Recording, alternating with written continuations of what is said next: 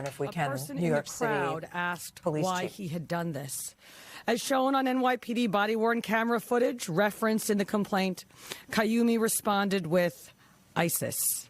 And at the precinct, after being advised of his Miranda rights and waiving those rights, Kayumi said in recorded post-arrest statements that he had watched ISIS propaganda on his phone and that his actions that day were partly inspired by ISIS.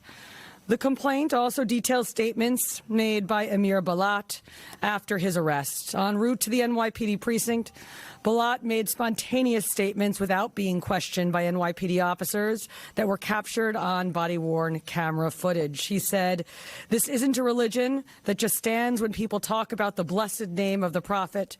We take action, as well as, if I didn't do it, someone else will come and do it." And later, after waiving his rights, he requested paper and wrote a message declaring in part, "I pledge my allegiance to the Islamic State. Die in your rage, you kuffar." Now, "die in your rage" is a commonly known ISIS slogan, and kuffar is an Arabic term that refers to non-believers.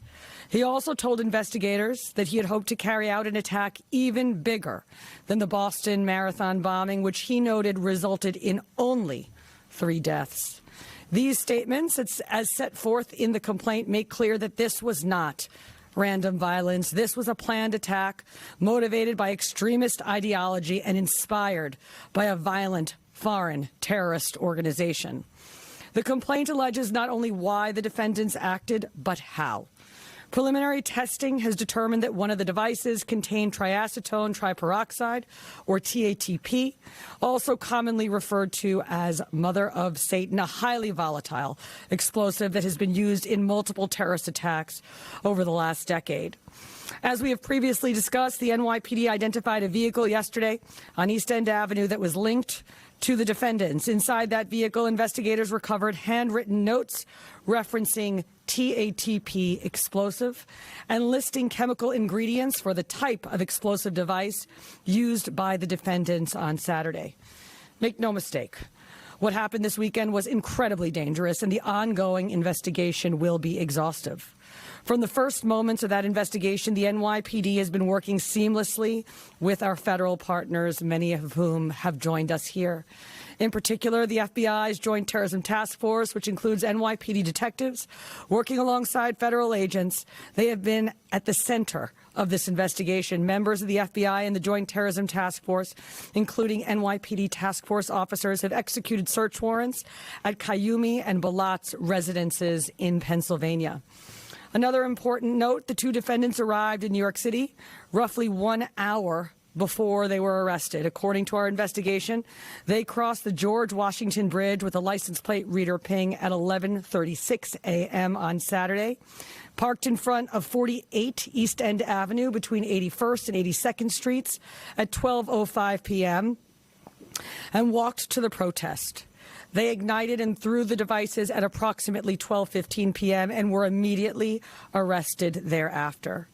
I want to thank our great United States Attorney Jay Clayton for his extraordinary partnership. All right, if you're just joining us, you've been listening to Jessica Tisch, the NYPD Police Commissioner. Tom, we did get a couple of headlines out of what she just said, including that this was incredibly dangerous and that the suspects arrived, what, an hour before this all went down? Yeah, approximately an hour. So they're come from Bucks County, Pennsylvania, approximately their address, approximately 40 minutes northeast of the downtown Philadelphia, come into New York City via the George Washington Bridge. They have what's called ALPRs, automated license plate readers.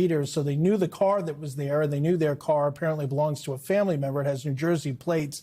And what they do is they just enter that in. Actually, any NYPD officer that has it can do it right on their phone and say, okay, New Jersey license plate XYZ1234, where has it been hit on our license plate systems? And so they're able to track somebody's progress throughout the city. That appears to be what they did here.